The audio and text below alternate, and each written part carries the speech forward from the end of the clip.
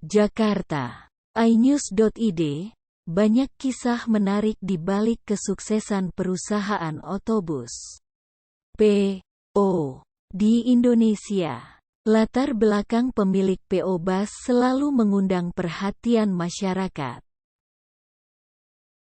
Banyak di antara mereka yang membangun usaha dari nol berasal dari keluarga petani miskin.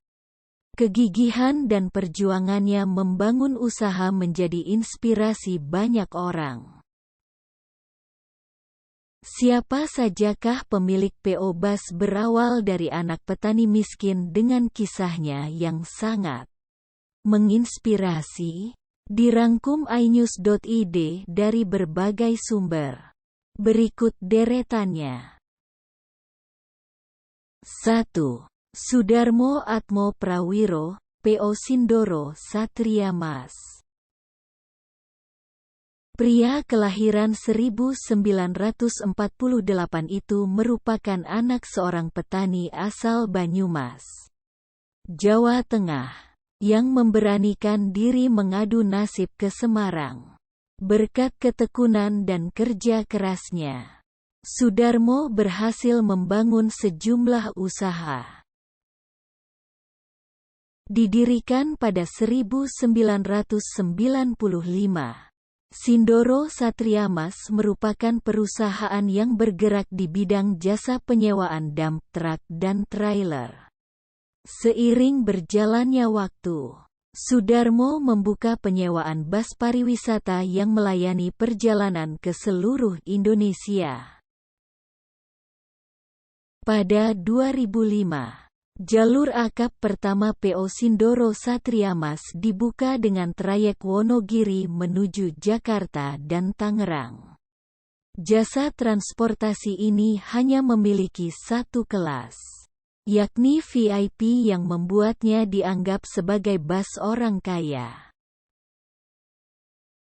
2. Haji Haryanto, PO Haryanto. PO Haryanto merupakan salah satu perusahaan bus dengan jumlah armada yang cukup banyak, baik akap maupun pariwisata. Di balik kebesarannya, ada sosok yang sangat inspiratif, yaitu Haji Haryanto, seorang anak petani. Haji Haryanto mengaku terbiasa hidup dengan kondisi prihatin, mengingat ayahnya merupakan seorang petani dan pedagang kecil. Ini membuatnya membantu orang tuanya berjualan untuk kebutuhan sehari-hari. Tak ingin menjadi beban orang tuanya, Haji Haryanto mendaftar sebagai tentara dengan berbekal ijazah SMP pada 1979. Berhasil lolos. Dirinya ditugaskan di wilayah Tangerang, Banten. Sadar penghasilannya tak mencukupi, Haryanto melakoni pekerjaan apapun untuk menambah penghasilannya.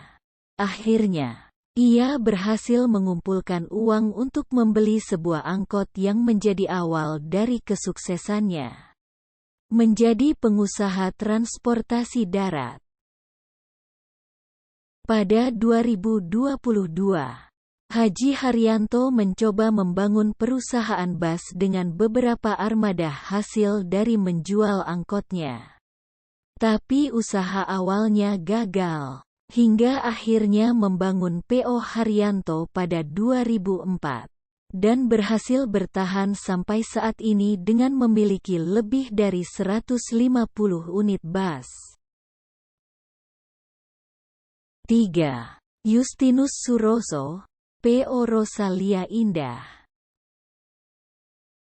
PO Rosalia Indah didirikan pada 1983 oleh pasangan suami istri, Justinus Suroso dan Justina Rahyuni. Kini, perusahaan ini berkembang pesat dengan memiliki restoran, hotel, pom bensin, dan agen serta kantor perwakilan yang tersebar di Jawa sampai Sumatera. Namun, Siapa sangka pemilik PO Rosalia Indah berasal dari anak seorang petani yang kehidupannya tak berkecukupan. Meski seorang petani, ayah Suroso tak memiliki sawah sendiri, sehingga penghasilannya tak menentu. Tak ingin merepotkan orang tuanya, Suroso memilih untuk merantau dan mengerjakan apapun demi menyambung hidupnya. Awalnya, ia menjadi kondektur selama beberapa tahun dan akhirnya menjadi agen bus PO Timbul Jaya. Suroso melihat peluang saat penumpang Timbul Jaya hanya diantar sampai pul terakhir dan harus melanjutkan perjalanan dengan menggunakan kendaraan lain. Ia pun memberanikan diri membeli Colt Diesel AD 9866A untuk mengantar penumpang yang akan menuju ke daerah di Jawa Timur. Pada 1991, Suroso memutuskan membeli 5 armada Bumel non-AC dengan menggunakan sasis Hino AK dan mendapatkan izin trayek. Sejak saat itu, Rosalia Indah terus berkembang hingga menjadi besar seperti saat ini. 4. Jarap, PO Sumber Bawang. Jarap merupakan pemilik dari PO Sumber Bawang yang lahir di Brebes, Jawa Tengah. Brebes dikenal sebagai wilayah penghasil bawang terbesar, dan dia juga turun sebagai petani bawang merah. Semangatnya untuk terus berusaha demi memperbaiki kehidupannya patut diacungi jempol. Hingga akhirnya Jarap sukses sebagai seorang petani bawang merah dan mencoba membuka perusahaan otobus.